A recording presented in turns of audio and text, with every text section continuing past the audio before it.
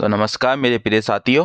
आज मैं आपके लिए ग्रुप डी एग्ज़ाम के लिए प्रीवियस ईयर क्वेश्चन लेके आया हूँ, जो आपकी एग्ज़ाम के लिए वेरी वेरी मोस्ट इम्पोर्टेंट होने वाली है क्लास। तो चलते हैं हमारे क्वेश्चन की ओर। हमारा पहला क्वेश्चन है, नाम ग्रीक भाषा में आया है जिसका अर्थ है सिंधु नदी के पार का क्षेत्र क्या है। जिसका अर्थ क्या है? सिंधु नदी के पार का क्षेत्र क्या है?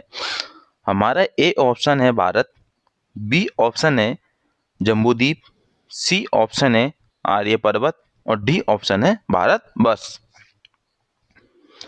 तो हमारा इसमें ए ऑप्शन सही हो जाएगा, भारत। क्या आ जाएगा? भारत नाम ग्रीक भाषा में आया है जिसका अर्थ है सिंधु नदी के पार का क्षेत्र। तो चलते हैं डिटेल में समझते हैं इसका आंसर। भारत नाम मुख्यतः ऋषभदेव के पुत्र भारत के नाम पर पड़ा है। इंडिया शब्द ग्रीक भाषा में आया है जिसका अर्थ है सिंधु नदी के पार का क्षेत्र। ध्यातव्य है कि यूनानी ग्रीक राजदूत मेगस्थनीज ने भी एक पुस्तक इंडिका की रचना की जिसमें इंडिया या भारत के संदर्भ में वर्णन किया जाता है। तो चलते हैं अगले क्वेश्चन की ओर। अगला क्वेश्चन है हमारा, पद्मनाभ स्वामी मंदिर इनमें से किस शहर में स्थित है? ए ऑप्शन है चेन्नई, बी ऑप्शन है मदुरई, सी ऑप्शन है मैसूर और डी ऑप्शन है तिरुवनंतपुरम। तिरुवनंतपुरम। तो बताइए इसमें हमारा कौन सा आंसर सही है? हमारा इसमें डी ऑप्शन करेक्ट हो जाएगा, तिरुवनंतपुरम। तो चलते हैं इसको डिटेल में समझते हैं। पद्मनाभ स्वामी मंदिर भारत के केरल राज्य के तिरुवनंतपुरम में स्थित भगवान विष्णु को समर्पित है। किसको समर्पित है? भगवान विष्णु को समर्पित है। एक प्रसिद्ध हिंदू मंदिर है। और ये क्या है? एक प्रसिद्ध हिंदू मंदिर है। यह मंदिर दक्षिण भारतीय वास्तुकला का अद्भुत अद्भुत नमूना है। यह मंदिर केरल की संस्कृति एवं साहित्य का अनूठा संगम है। तो चलते हैं अगले क्वेश्चन की ओर। अगला क्वेश्चन है हमारा, इंडिया नाम नदी से लिया गया है। इंडिया नाम किस नदी से लिया गया है? ए ऑप्शन है सिंधु नदी से, बी ऑप्शन है इरावदी नदी से, सी ऑप्शन है ब्रह्मपुत्र नदी से और डी ऑप्शन है गंगा नदी से। तो किस नदी से लिया गया है? सिंधु नदी से। तो हमारा ए ऑप्शन करेक्ट हो जाएगा। ए ऑप्शन हमारा करेक्ट जवाब है। तो इसको डिटेल में समझते हैं। भारत अर्थात इंडिया का नाम सिंधु नदी से लिया गया है जो देश के उत्तर पश्चिम में बहती है। कहाँ बहती है? उत्तर पश्चिम में बहती है। जो ग्रीक के लोग इंडिया को इंडोई कहते हैं। ग्रीक लोग क्या कहते हैं? इंडिया को इंडोई कहते हैं, जिसका मतलब है सिंधु के लोग। क्या मतलब है? जिसका मतलब सिंधु के लोग। तो चलते हैं अगले क्वेश्चन की ओर। अगला क्वेश्चन है हमारा, प्राचीन काल से ही शराब सेठ, साहूकार, महाजन और खेती के रूप में जाने जाने वाले व्यापारियों का मुख्य व्यवसाय क्या था? क्या था? ए ऑप्शन है निर्माण, बी ऑप्शन है अध्यापन, सी ऑप्शन है बैंकिंग और डी ऑप्शन है चिकित्सा। तो बताइए इसमें हमारा कौन सा आंसर सही है? हमारा इसमें सी ऑप्शन करेक्ट हो जाएगा, बैंकिंग। क्या हो जाएगा? बैंकिंग। तो सी ऑप्शन हमारा ऑल राइट करेक्ट है। इसको डिटेल में समझते हैं। प्राचीन काल से ही शराब सेठ, साहूकार, महाजन और खेती के रूप में प्रचलित व्यापारियों का मुख्य व्यवसाय बैंकिंग व्यवस्था को संचालित करना था। साहूकार अथवा महाजन लोगों को ऋण देते थे तथा उनकी वस्तुएं गिरवी रखते थे। क्या रखते थे? वस्तुओं को गिरवी रखते थे, जिसे एक निश्चित समय के पश्चात वापस कर दिया जाता था। ये लोग अपने व्यवसाय और वाणिज्य का सफल संचालन करते थे। लोग इनके पास अपने मूल्यवान रत्न मतलब स्वर्ण या चांदी आदि गिरवी रखकर अथवा बेचकर अपनी आवश्यकता की वस्तुएं खरीदते थे। मतलब एक वस्तु को रखकर दूसरी वस्तु का लेन देन करना। ठीक है, चलते हैं अगले क्वेश्चन की ओर। अगला क्वेश्चन है हमारा, महाभारत युद्ध कितने दिनों का चला? तो महाभारत युद्ध कितने दिन चला था? ए ऑप्शन है 17 दिन, बी ऑप्शन है 18 दिन, सी ऑप्शन है 19 दिन और डी ऑप्शन है 21 दिन। तो हमारा इसमें बी ऑप्शन करेक्ट हो जाएगा 18 दिन। कितने दिन? 18 दिन। तो बी ऑप्शन हमारा ऑल राइट करेक्ट है। तो इसको डिटेल में समझते हैं। वेद व्यास द्वारा रचित महाभारत के युद्ध में पांडवों की केवल 7 अक्षौहिणी सेना ने कौरवों की 11 अक्षौहिणी सेना को परास्त किया। कितनी को? 11 अक्षौहिणी सेना को क्या किया इन्होंने? परास्त किया। और यह युद्ध 18 दिनों तक चला। महाभारत का युद्ध किसने लिखा? किसकी पुस्तक में है ये? वेद व्यास। किसके द्वारा रचित है महाभारत? वेद व्यास द्वारा रचित है। तो यह भी एक क्वेश्चन बन जाता है हमारा। तो इसको डिटेल में समझते हैं। डिटेल में समझ लिया। तो हमारा दूसरा क्वेश्चन है, ए मसूदन निम्नलिखित में से कौन सा राज्य स्तरीय राजनीतिक दल का नेतृत्व करते हैं? ई मसूदन निम्नलिखित में से कौन राज्य स्तरीय राजनीतिक दल का नेतृत्व करते हैं? पहला है पैटाली मक्कलकच्ची, दूसरा है ऑल इंडिया एनआर कांग्रेस, तीसरा है राष्ट्रीय जनता दल और चौथा है ऑल इंडिया अन्ना द्रविड़ मुनेत्र कड़गम। तो हमारा कौन सा आंसर सही है इसमें? D option all right correct answer हो जाएगा हमारा ऑल इंडिया अन्ना द्रविड़ मुनेत्र कड़गम। तो डी ऑप्शन हमारा सही है। चलते इसको डिटेल में समझते हैं। ई मसूदन भारतीय राज्य तमिलनाडु के एक राजनेता है। कहाँ के हैं? भारतीय राज्य तमिलनाडु के एक क्या है? एक राजनेता है। वर्तमान में वह 2010 से ऑल इंडिया अन्ना द्रविड़ मुनेत्र कड़गम राज्य स्तरीय राजनीतिक दल का नेतृत्व करते हैं। इसकी स्थापना सन 1972 में हुई थी। कब हुई थी इसकी स्थापना? सन 1972 ईस्वी में हुई थी। ठीक है। पूर्व अभिनेता व राजनीतिज्ञ एएमजी रामचंद्र ने की थी। किसने की थी? एएमजी रामचंद्र ने की थी। तो अगला क्वेश्चन है हमारा, निम्नलिखित में से कौन से भारतीय राजनीतिक दल का नेतृत्व उमर अब्दुल्ला करते हैं? कौन करते हैं? उमर अब्दुल्ला। निम्नलिखित में से कौन से भारतीय राजनीतिक दल का नेतृत्व उमर अब्दुल्ला करते हैं? ए ऑप्शन है जम्मू कश्मीर नेशनल कॉन्फ्रेंस, बी ऑप्शन है जम्मू कश्मीर नेशनल पैंथर्स पार्टी और सी ऑप्शन है जम्मू कश्मीर स्टेट कॉन्फ्रेंस और चौथा ऑप्शन है D Jammu Kashmir people's democratic party. तो कौन सा आंसर हो जाएगा हमारा इसमें?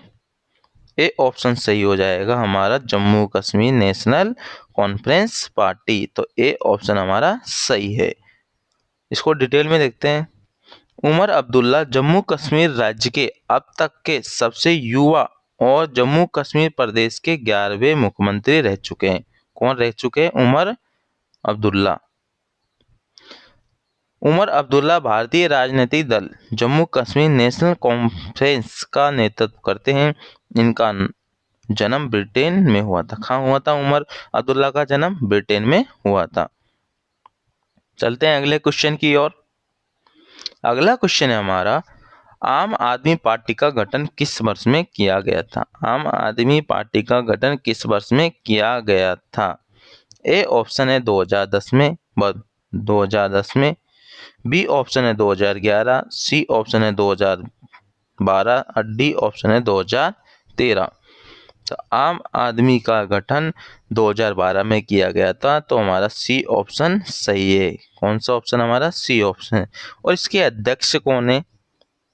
आम आदमी पार्टी का अध्यक्ष कौन है? अध्यक्ष इसका अध्यक्ष कौन है? केजरीवाल। तो इसको डिटेल में देखते हैं। आम आदमी पार्टी का गठन 26 नवंबर 2012 को हुआ था। कब हुआ था? 26 नवंबर 2012 को हुआ था।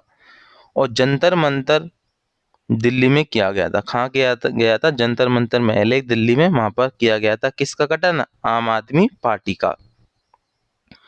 इस पार्टी का चुनाव चिन्ह झाड़ू है। क्या है इस पार्टी का चुनाव चिन्ह? झाड़ू है। झाड़ू होता है ना, झाड़ने का झाड़ू। तो इस पार्टी का चुनाव चिन्ह क्या है? झाड़ू है। और इसका अध्यक्ष कौन है? अरविंद केजरीवाल। कौन है इसका अध्यक्ष? अरविंद केजरीवाल। तो चलते हैं अगले क्वेश्चन की ओर। अगला क्वेश्चन है हमारा, द्रविड़ मुन्नेत्र कण्डगम की स्थापना किसने की है? द्रविड़ मुन्नेत्र कण्डगम की स्थापना किसने की है? तो ए ऑप्शन है हमारा एम करुणानिधि, बी ऑप्शन है एम जी रामचंद्रन, और सी ऑप्शन है सी एन अन्ना दुरई, और डी ऑप्शन है सी राजागोपालाचारी।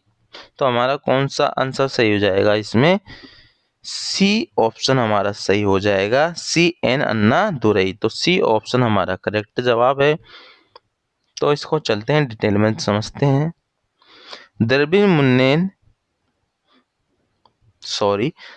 मुन्नेत्र कण्डगम भारत की एक प्रमुख राजनीतिक पार्टी है जो मुख्य रूप से तमिलनाडु तथा पांडुचेरी राज्य में स्थित है। कहाँ पर है? तमिलनाडु और पांडुचेरी राज्य में स्थित है। मतलब पांडुचेरी क्या है? एक यूटी है।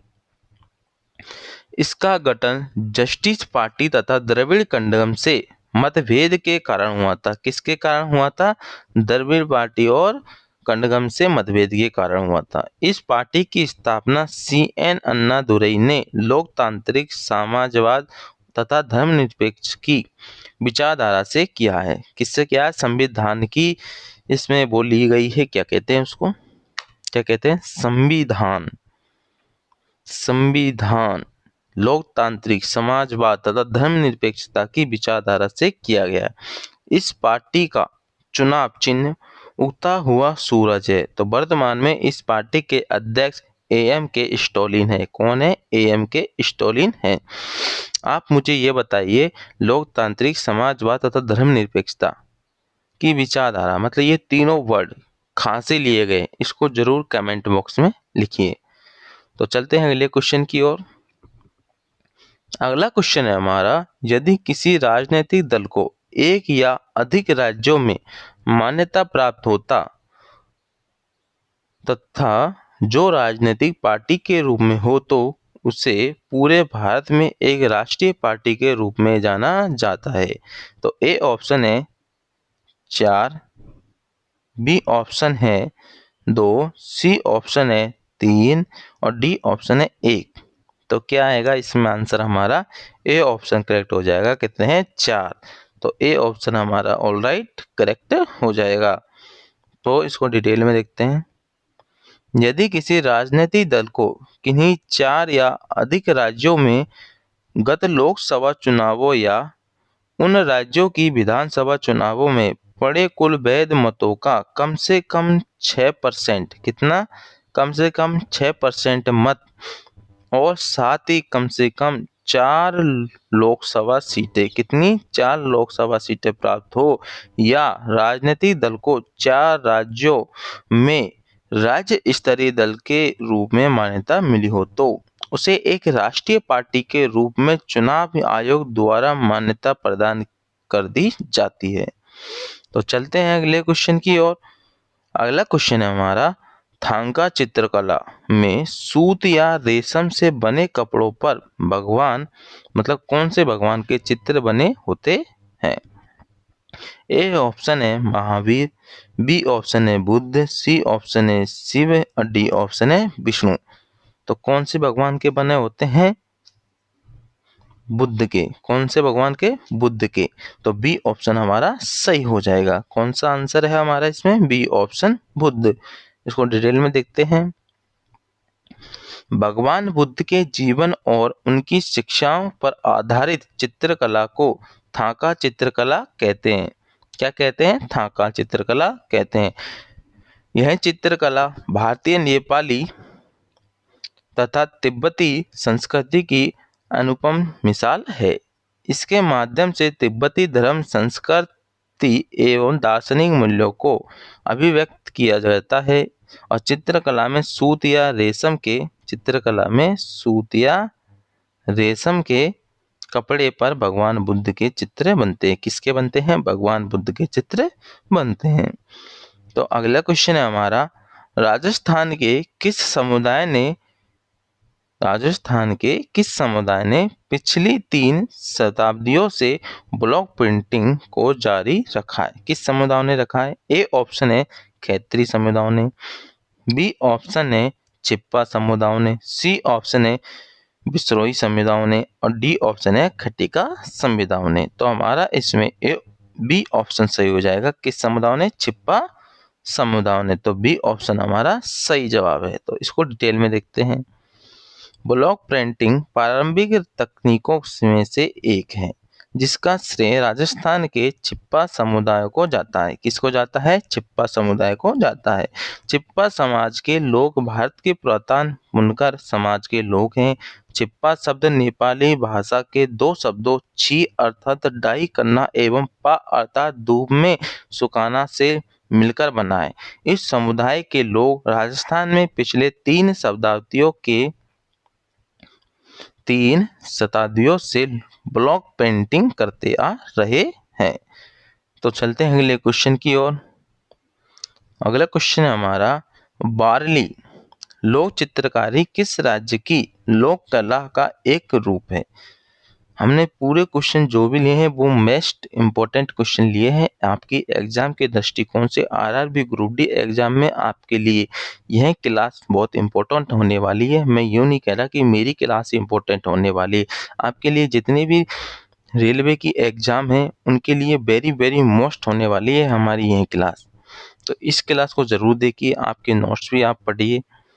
तो चलते हैं हमारे क्वेश्चन की ओर। आपका ए ऑप्शन है महाराष्ट्र, बी ऑप्शन है गुजरात, सी ऑप्शन है मध्य प्रदेश और डी ऑप्शन है राजस्थान। तो बार्ली लोक चित्रकारी किस राज्य की लोक कला का एक रूप है? तो कौन सा ऑप्शन हमारा करेक्ट है इसमें? ए ऑप्शन हमारा सही है महाराष्ट्र, खाकर महाराष्ट्र। तो ए ऑप्शन हमारा सही है। तो इसको डिटेल में देखते हैं। बार्ली लोक चित्रकला एक प्राचीन भारतीय कला है जो महाराष्ट्र की जनजाति बार्ली द्वारा बनाई जाती है। यह कला बार्ली समुदाय के जीवन के मूल सिद्धांतों को प्रस्तुत करती है। इन चित्रों में मुख्यतः फसल, पैदावार, ऋतु, शादी, जन्म और धार्मिकता को दर्शाया जाता है। तो चलते हैं अगले क्वेश्चन की ओर। अगला क्वेश्चन है हमारा, लखनऊ कढ़ाई की किस पारंपरिक कला के लिए प्रसिद्ध है? ए ऑप्शन है फुलकारी, बी ऑप्शन है कंथा और सी ऑप्शन है चिकनकारी, डी ऑप्शन है पैचवर्क। तो कौन सी कला के लिए प्रसिद्ध है? सी ऑप्शन हमारा सही हो जाएगा, चिकनकारी। तो सी ऑप्शन हमारा सही जवाब है। तो चलते हैं अगले क्वेश्चन की ओर, इसको डिटेल में देख लेते हैं एक बार। चिकनकारी लखनऊ की कढ़ाई और कसीदाकारी की प्रसिद्ध शैली है। किसकी? कढ़ाई और कसीदाकारी की क्या है? एक प्रसिद्ध शैली है। यह लखनऊ की कसीदाकारी का उत्कृष्ट नमूना है। इनमें से महीन कपड़े पर सुई धागे से विभिन्न टाकों द्वारा हाथ से कढ़ाई की जाती है। मुर्रे, जाली, बखिया आदि 36 प्रकार के चिकन की शैलियाँ होती हैं। फुलकारी पंजाब की कढ़ाई की शैली है जो चुनरी दुपट्टों पर हाथ से की जाती है। किस पे की जाती है? चुनरी दुपट्टों पर।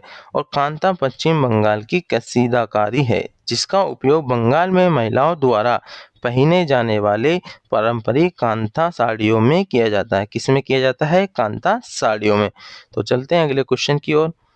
अगला क्वेश्चन है हमारा, कौन सा भारतीय शहर कढ़ाई की कला चिकनकारी के लिए प्रसिद्ध है? कौन सा प्रसिद्ध है? ए ऑप्शन है हमारा लखनऊ, बी ऑप्शन है हैदराबाद, सी ऑप्शन है अहमदाबाद और डी ऑप्शन है पुरी। अभी मैंने आपको ये क्वेश्चन करा है जस्ट पिछले वाला। तो बताइए इसमें हमारा कौन सा आंसर सही है? तो ए ऑप्शन हमारा सही हो जाएगा। क्या हो जाएगा? लखनऊ। ए ऑप्शन हमारा करेक्ट है। तो डिटेल में आपको पहले बता दिया मैंने। तो चलते हैं अगले क्वेश्चन की ओर। अगला क्वेश्चन है हमारा, मध्य प्रदेश में होने वाली कर्तन दहन कृषि के रूप में भी जाना जाता है। मतलब मध्य प्रदेश में होने वाली कर्तन दहन कृषि को किस रूप में जाना जाता है? ए ऑप्शन है झूम के रूप में, बी ऑप्शन है बेवर के रूप में, सी ऑप्शन है कुरबा के रूप में और डी ऑप्शन है बालरा के रूप में। तो हमारा कौन सा आंसर हो जाएगा इसमें? बी ऑप्शन हमारा सही हो जाएगा, बेवर के रूप में। तो बी ऑप्शन हमारा ऑलराइट करेक्ट है। तो चलते हैं इसको डिटेल में देखते हैं।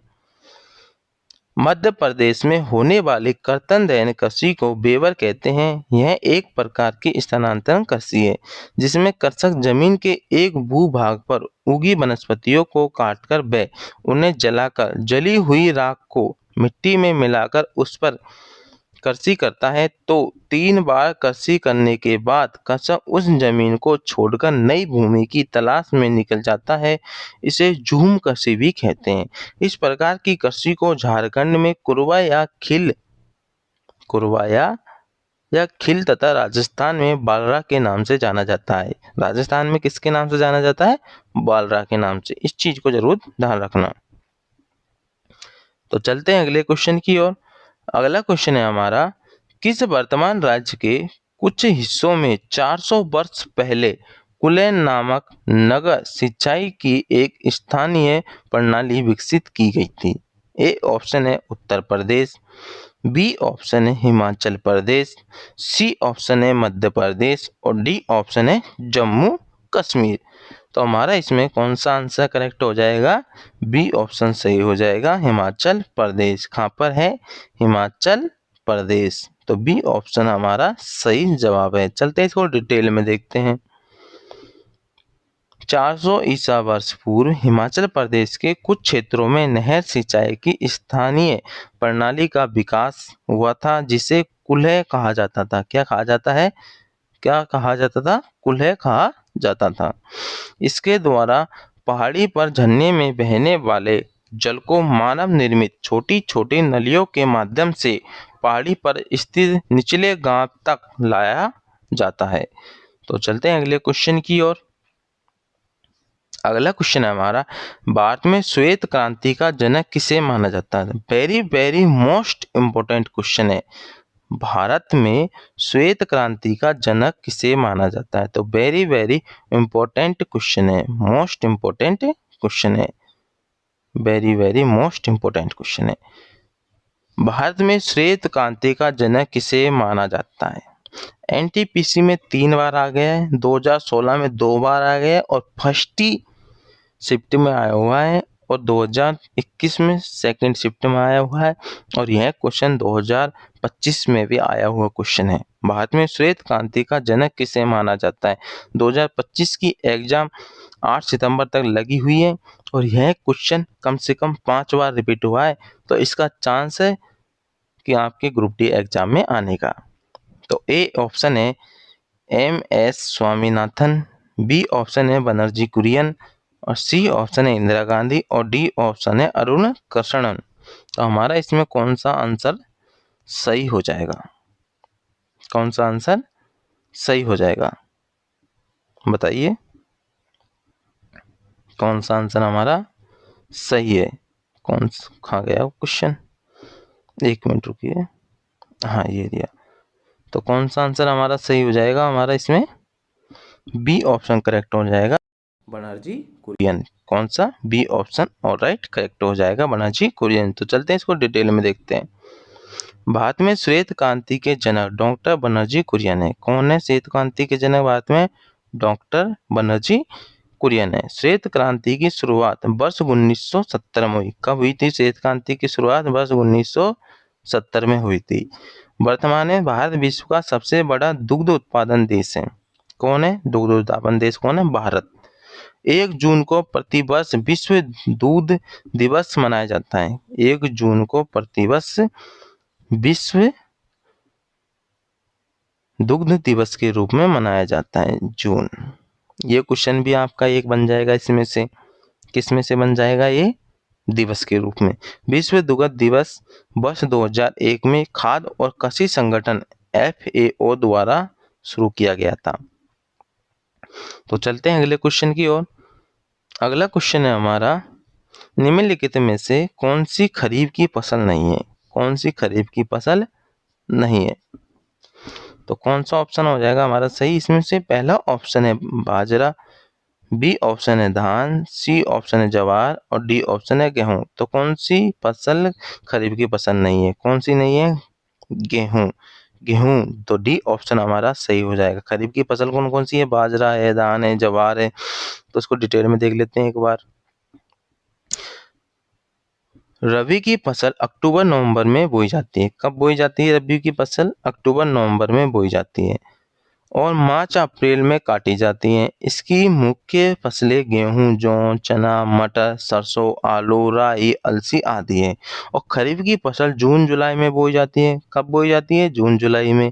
और नवंबर दिसंबर में काट ली जाती हैं। और इसकी मुख्य फसलें धान, तिलहन, ज्वार, बाजरा, मक्का, अरहर, कपास, मूंगफली, तिल और सोयाबीन। तो चलते हैं अगले क्वेश्चन की ओर। अगला क्वेश्चन है हमारा, रबी और खरीफ फसलों के बीच एक छोटा मौसम होता है जिसे क्या कहा जाता है? ए ऑप्शन है जुनैद मौसम। क्या है ए ऑप्शन हमारा? जुनैद मौसम। बी ऑप्शन है धान मौसम। सी ऑप्शन है मक्का मौसम।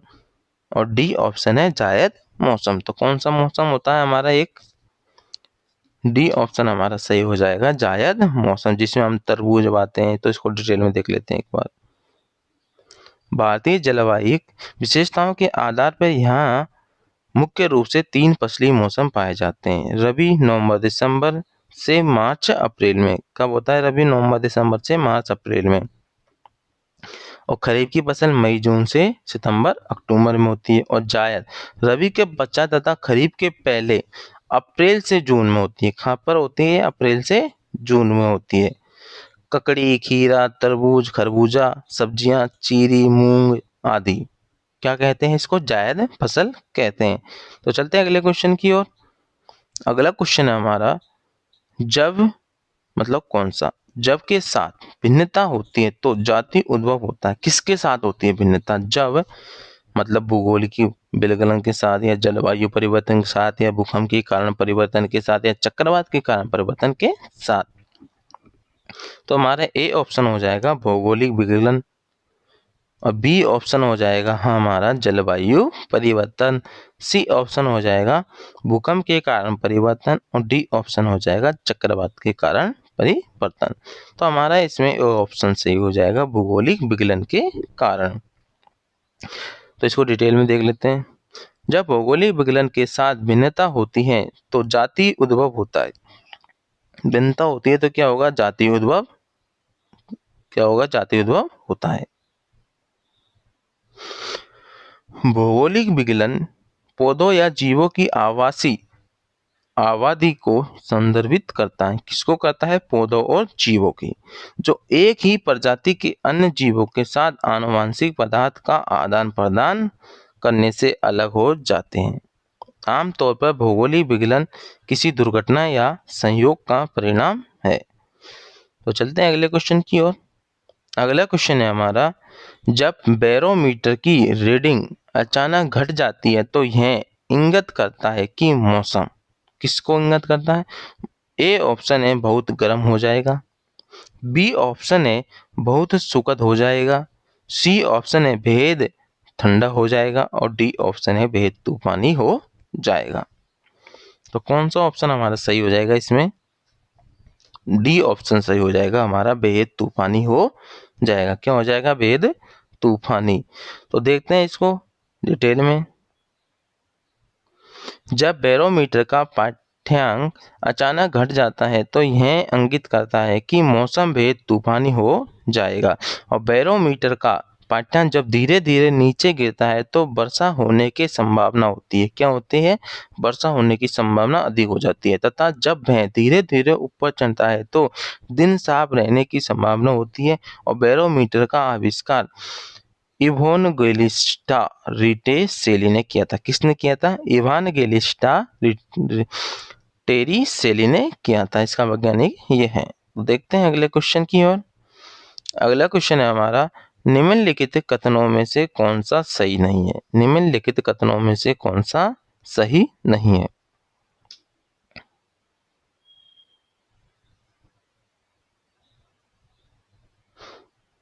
तो ए ऑप्शन है हमारा, एक खाड़ी के एक छोर पर समुद्र और दूसरे छोर पर एक नदी होती है। एक खाड़ी में नदी की तुलना में खाड़ी खारा होता है। ठीक है। एक खाड़ी व्यापक किस्मों की जैव विविधता का उत्पादक है। और डी ऑप्शन है खाड़ी पूरी तरह से घिरा हुआ भी हो सकता है। तो हमारा इसमें कौन सा ऑप्शन हो जाएगा? डी ऑप्शन से हो जाएगा, खाड़ी पूरी तरह से घिरा हुआ भी हो सकता है। तो डी ऑप्शन हमारा करेक्ट है। तो इसको डिटेल में देख लेते हैं। एक खाड़ी में नदी की तुलना में पानी खारा होता है। इसके एक छोर पर समुद्र तथा दूसरे छोर पर नदी होती है। एक छोर पर क्या होता है? समुद्र होता है, दूसरे छोर पर क्या होती है? नदी होती है। और खाड़ी जैव विविधता का एक अच्छा उदाहरण माना जाता है, किंतु एक खाड़ी पूरी तरह से घिरा हुआ नहीं हो सकता। एक खाड़ी पूरी तरह से क्या नहीं हो सकता? घिरा हुआ नहीं हो सकता।